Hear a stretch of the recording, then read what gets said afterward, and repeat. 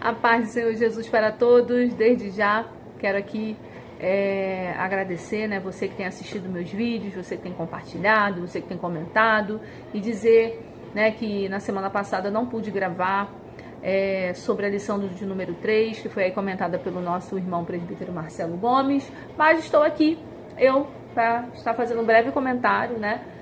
Não estarei dando a aula, né? Como eu já expliquei aqui, estarei fazendo um breve comentário sobre a lição de número 4. Nós vemos lá na lição de número 1 um breve resumo, né, do que aconteceria em Atos dos Apóstolos. Nós estamos estudando nesse trimestre, né, na lição Shekinah, na revista Shekinah, desse trimestre, nós estamos estudando Atos dos Apóstolos.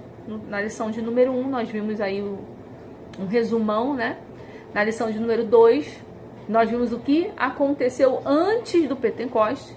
Na lição de número 3, que foi a lição de domingo passado, foi sobre o dia de Pentecoste. E hoje nós estaremos vendo aí na lição de número 4, né, a igreja em Jerusalém, né? O que acontece com a igreja após esse evento que acontece em Atos dos Apóstolos, após ali o dia de Pentecoste, após o derramamento do Espírito Santo, né? Após vamos dizer assim, esse derramamento de poder sobre a igreja, como a igreja começa a ser vista, o que acontece com a igreja, com aqueles que faziam parte da igreja primitiva. Nós vamos ver aqui agora na lição de número 4, né, que foi comentada pelo nosso irmão pastor Davi Pereira, tá bom? Como eu já disse, o título da lição é a Igreja em Jerusalém. O texto áureo está em Atos dos Apóstolos, capítulo 4, no versículo 31, que diz: tendo eles orado, tremeu o lugar onde estavam reunidos. Todos ficaram cheios do Espírito Santo e com ousadia anunciavam a palavra de Deus. Amém? E aí o que acontece? Na verdade prática, cheia do Espírito Santo, a igreja recebe o poder de Deus para pregar com ousadia o evangelho, operar milagres e praticar o amor fraternal. Na leitura bíblica em classe, Atos dos Apóstolos, logicamente, né? Capítulo 5, e aí os versículos 12 a 16 e o versículo 42. Eu não vou estar aqui lendo, né, a leitura bíblica em classe, para ti, né, ler aí a sua revista, leia a sua revista, anote as perguntas, faça pergunta para o professor. Aluno que faz pergunta, deixe o professor mais inteligente, tá bom? Porque cada vez que você faz uma pergunta, você que é aluno, tá assistindo esse vídeo, você que faz pergunta para o seu professor, ele sempre vai buscar estar adquirindo mais conhecimento, porque ele, poxa, eu vou lá porque o aluno tal vai fazer uma pergunta, então eu vou estudar um pouquinho mais, né? Então, o aluno que está sempre lendo sua revista e anotando suas dúvidas, ele tem um professor, né, mais aí dedicado também. Você que é professor, dedique-se sempre, né? Hoje não é o dia de eu dar aula, mas estude como se fosse para dar aula, né? Sempre faça isso, você vai ver que seu ministério na educação cristã vai ser maravilhoso para a honra e glória do nome de Jesus. Objetivo geral, né? Nós temos sempre o objetivo geral na revista e os 3 objetivos específicos. O objetivo geral é o quê? Mostrar que o crescimento da igreja em Jerusalém ocorreu pelo poder do Espírito Santo. Mediante aqui 2 coisinhas: oração e pregação da palavra. Então a gente vai ver que essa igreja daquele tempo ali do primeiro século, ela começa a se desenvolver através da oração e da pregação da palavra. Então esse já é um segredo para nós, que estamos agora aqui nesse século, nesse milênio, né? Nós já estamos no 2º milênio e nós temos aí a receita de como a igreja cresceu, como a igreja se desenvolveu, como a igreja foi abençoada, como? Através da oração. Isso não mudou. É através da oração e da pregação da palavra. Igreja que prega, igreja que ora, é uma igreja de Deus, é uma igreja que pertence ao Espírito Santo de Deus. Então, nós vamos ver aí, nos objetivos específicos, né, ressaltar o poder do nome de Jesus na pregação e nos milagres. identificar as principais evidências, ó, exatamente o que eu estava falando anteriormente no objetivo geral. Uma igreja, quais são as evidências de uma igreja para eu saber que ela é cheia do Espírito Santo? Nós vamos ver isso e destacar que a oração e o ministério da palavra são fundamentais para o crescimento da igreja. Oração e ministério da palavra, ou seja, oração e Bíblia, oração e palavra de Deus. Isso que vai trazer o crescimento para a igreja. Isso vai trazer crescimento para você, para a sua vida, porque você é igreja, né? Vamos lá, o tópico de número 1, o poder do nome de Jesus, né? Nós já sabemos, bem sabemos, não é novidade para ninguém, que o nome de Jesus, ele é poderoso, né? Pode existir aí milhares de nomes, centenas, dezenas de nomes aí de homens poderosos, né? Mas o nome de Jesus, ele está acima de todo nome. E aí, a gente vai ver aqui no tópico 1, né, que existe aí a cura, né, de um coxo. A gente sabe que 2 homens se destacam aí logo no início de Atos dos Apóstolos, que é João e Pedro, né? Eles eram homens que se dedicavam à oração. Observa, você conhece essa passagem do homem coxo, né? Pedro e João estavam indo à oração, à hora 9. E aí eles encontram esse homem coxo na Porta Formosa. Esse homem era colocado ali todo dia para pedir. Mas o que eu quero chamar a sua atenção, o que a revista, o comentarista quer chamar a sua atenção aqui, é exatamente não sobre o coxo, não sobre o milagre, mas sim sobre a posição daqueles homens. Aqueles homens estavam se dedicando à oração, aqueles homens estavam em busca, né, da oração, eles estavam indo ali em direção à oração. Aquela pessoa que tem uma vida dedicada à oração, no caminho, porque quando eles estavam indo à hora 9, se dedicar à oração, às coisas de Deus, no caminho acontece algo extraordinário, eles não esperavam por aquilo. E isso é uma lição para mim e para você. Quando nós estamos andando, se dedicando à oração, indo em direção, né, a se dedicar às coisas de Deus, no nosso caminho acontecem coisas extraordinárias. Os milagres acontecem. Então, se você está em busca de um milagre, de uma resposta, se você está em busca de algo que aos seus olhos é algo extraordinário, se dedique à oração. Se dedique a ir em direção às coisas de Deus, né? E aí, no subtópico 1.2, vem a pregação de Pedro. Quando acontece esse milagre desse homem, né, que vocês sabem, vocês conhecem essa passagem, né, que quando Pedro fala, não tem ouro, não tem prata, mas o que eu tenho eu te dou, né, pega a tua cama e levanta. Enfim, aquilo ali chama atenção. E hoje não é diferente disso. Se lá na sua igreja, onde você vai, onde você frequenta, acontece um milagre parecido com esse aqui, os olhos da sociedade vão se voltar para essa igreja. Então foi o que aconteceu ali com Pedro e João. Quando os olhos daquela população se voltam para eles, se juntam, o que está acontecendo aí? Que era coxo, agora anda, peraí. Pedro, longe de se autopromover, o comentarista usa essa expressão aqui, longe de buscar essa autopromoção, ele aproveita a oportunidade e prega a palavra de Deus. E aí, né, ali no verso 26, ele usa uma palavra, né, que vai falar sobre arrependimento. Ele fala sobre abandonar, se arrependei-vos, abandonar, né, o pecado. E a gente vai entender que o tema central aí de Atos dos Apóstolos, principalmente nesse nicho aí, a pregação de Pedro, né, o tema central é o arrependimento, né? Porque sem arrependimento não há como você ter uma transformação pelo Evangelho de Deus. Não tem como. E aí no subtópico 1.3, Pedro e João testemunham diante do Sinédrio. Eles são, cada esse alvoroço todo, eles são levados, né, ao Sinédrio ali, são interrogados. E o que chama a atenção daqueles homens que se diziam homens de Deus, né, é que Pedro e João não tinham conhecimento algum, não estudaram em escolas renomadas, né, e eles tinham sabedoria e conhecimento da parte de Deus. E você está envolvida com as coisas de Deus e te traz esses benefícios. Talvez você esteja ouvindo, assistindo esse vídeo e possa estar se questionando, poxa, eu não fiz uma faculdade, eu não sou estudada, eu não tive uma oportunidade e tal. Mas o Senhor, Ele te dá sabedoria. Não se diminua quanto às questões espirituais.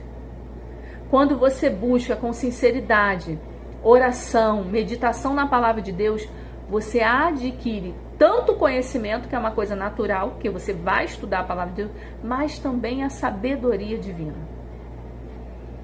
Então, não se diminua, porque Pedro e João não eram homens cultos e foram homens usados por Deus. E esses sacerdotes, eles observam isso. No tópico 2, as evidências de uma igreja cheia do Espírito Santo. Bem sabemos, já falei até aqui na hora dos objetivos, né? Que uma igreja, ela tem suas características para a gente poder identificá-la se ela é uma igreja cheia do Espírito Santo ou não. Eu, Cláudia, sou igreja, você é igreja. E como nós vamos identificar se nós somos uma igreja cheia do Espírito Santo? Se fulano, ciclano, beltrano, que é igreja, se essa pessoa é cheia do Espírito Santo. Então, existem algumas evidências, né? E uma delas é a união, né? Uma igreja que não tem união já pode descartar a presença do Espírito Santo de Deus. Somos um só corpo. Precisamos estar unidos. O cabeça é Cristo. E quando não há união, não tem Jesus nesse meio. Então, a igreja vive unida em oração. Então, a união em oração, né, é uma das características, uma das evidências de que essa igreja é cheia do Espírito Santo de Deus. Outra evidência é a igreja que pratica o amor sincero e rejeita a hipocrisia. A gente vai ver que lá em Romanos 12, 9, se eu não me engano, vai falar do amor não fingido. Não podemos fingir o amor. Não tem como isso, né? Até porque nós estamos lidando com algo espiritual. Nós estamos lidando com o Senhor Jesus, que tem todo o conhecimento. É aquele que nos sonda. Então não adianta eu ser uma pessoa que estou fingindo amar, estou fingindo ser unida. Ou seja, praticando a hipocrisia, né? Quando não é aquilo que eu estou sentindo, não é aquilo que eu queria fazer. Eu sempre costumo falar que a intenção vale mais do que uma ação. Porque agir, uma ação, né? Eu ir até a igreja, qualquer um pode ir. Eu ir lá e fazer uma caridade para alguém, qualquer um pode ir lá e fazer, né? Entregar algo para alguém, uma comida, uma roupa, seja lá o que for. Agora, qual é a verdadeira intenção do seu coração? É um amor fingido ou é um amor verdadeiro? Então, a ação, ela não é maior do que a intenção. Quando tem gente que tem uma grande intenção de fazer e não consegue fazer. Então, há essa intenção no coração dessa pessoa, né? Então, o amor não fingido.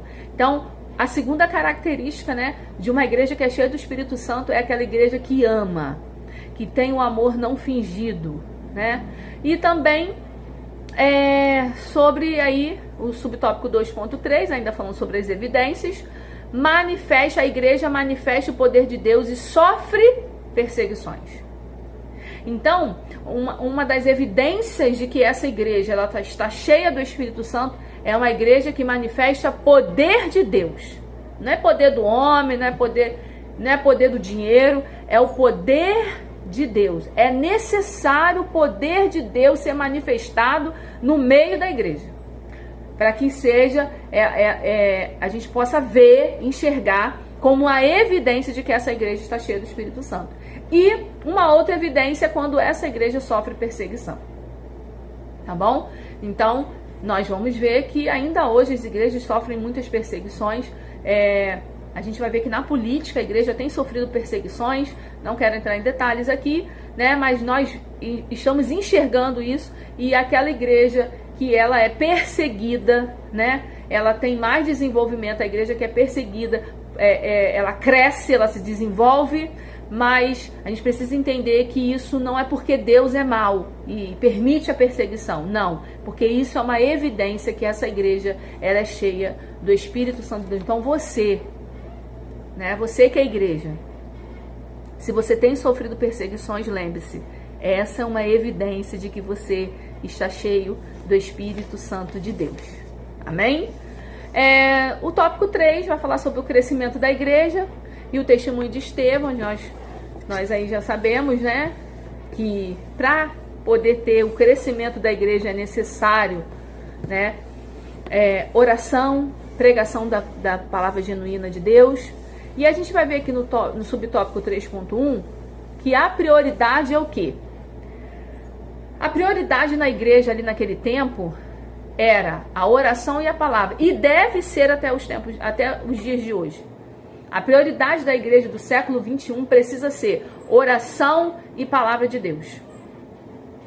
A gente vai perceber que ali naquele momento começa-se ali o trabalho social da igreja.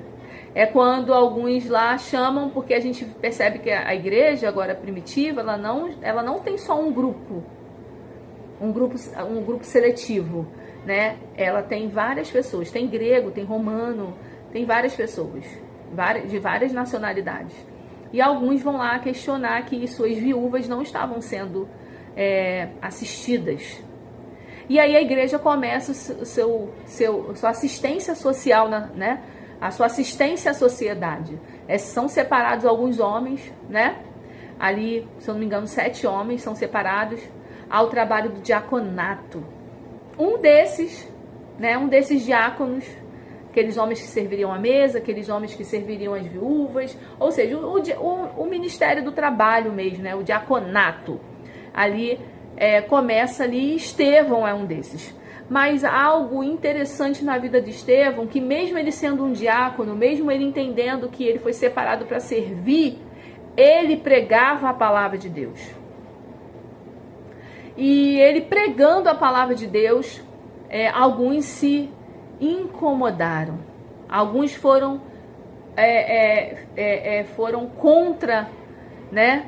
Ali Estevão está pregando. Aqueles homens ali que ainda não tinham entendido o evangelho, ainda não tinham entendido que Jesus era o Messias, né? E ali perseguiram, pegaram Estevão, né? Estevão teve um discurso, Estevão foi ousado, Estevão não correu, né? E ali a gente já conhece, né? Paulo presencia essa cena. Paulo ainda não tinha ali ouvido o chamado de Deus. Paulo está ali para perseguir os cristãos e ele está naquela cena onde Estevão é apedrejado. Você pode estar perguntando, poxa, por que Deus permitiu Estevão ser apedrejado, né? Entenda que no caminho, né, vão ter pedras, vão ter pessoas que vão querer te apedrejar, como aconteceu ali com Estevão, né? E isso é para que o nome do Senhor possa ser glorificado. A igreja, ela cresceu, ela se desenvolveu, mesmo com as pedradas, mesmo com as perseguições, mesmo com as prisões, mesmo com os martírios, né? Homens morreram crucificados, degolados, queimados, apedrejados, mas a igreja venceu, né? E hoje você pode estar sendo crucificado, você pode estar sendo apedrejado, você pode estar sendo ameaçado, mas eu quero te dizer uma coisa, isso é para o teu crescimento, isso é sinal de que você está cheio do Espírito Santo de Deus e que nessa lição nós possamos aprender mais e mais a cada dia da palavra de Deus e nos fortalecer, né? Através do Espírito Santo de Deus.